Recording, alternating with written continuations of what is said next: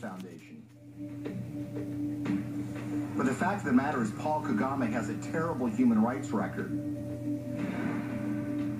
He's accused of aiding military operations in the neighboring Democratic Republic of Congo, and that actually forced the recruitment of child soldiers.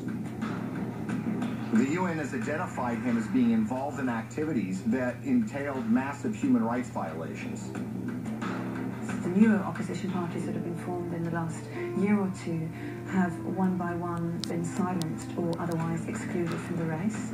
And individuals, not only politicians but even journalists, for example, and other Rwandans who may have views different from those of the government, have found themselves at the receiving end of what has become quite a violent campaign of intimidation. Well, Paul Kagame is a friend of Bill Clinton's. I want to say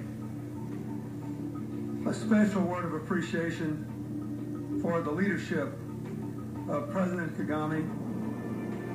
I'm greatly humbled to receive this Clinton Global Citizen Award. He's actually given awards by Bill Clinton for his conduct as the leader of that country, and they regale him as a great military leader. This is the sort of legitimization that we don't want of these kinds of dictators and leaders.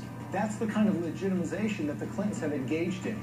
And they've done it in a way that creates commercial opportunities for donors and friends and allies who want to do business in Africa. It means you're dealing with dictators who are going to give you access to, say, mineral rights or oil drilling rights, but you're going to have to pay them off. The Clintons partner with foreign entities who want access to Africa, and specifically mining companies or energy companies who need to get concessions for access to oil or natural gas or the rights to mine for gold. Those two make a powerful alliance because these companies will give money to the Clintons, either in the form of speaking fees or in the form of donations to the Clinton Foundation, and the Clintons will then, in effect, do their bidding before the halls of power and corridors of power in Africa. And they will go to foreign governments and encourage them to do business with individuals who are putting money in their pocket. And this leads to some amazing fits of behavior that, in a way, are just reminiscent of 19th century colonialism. A perfect example of this is Ambassador Joe Wilson.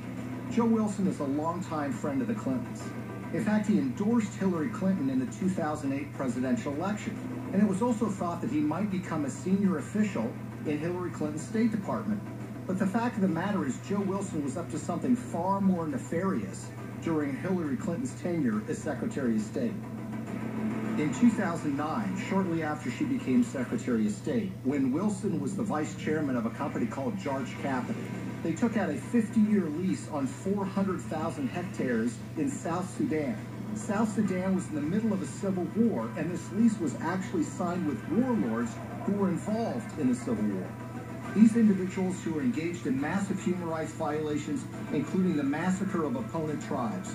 And basically what Joe Wilson was engaged in was something called investing in sovereignty changes. They were basically cutting deals, lucrative deals, worth potentially hundreds of millions of dollars with these warlords. And the expectation was simple. These warlords would take power, then they would give them access to these lands where they could make huge amounts of money exploring for natural gas, exploring for oil, and for mineral rights.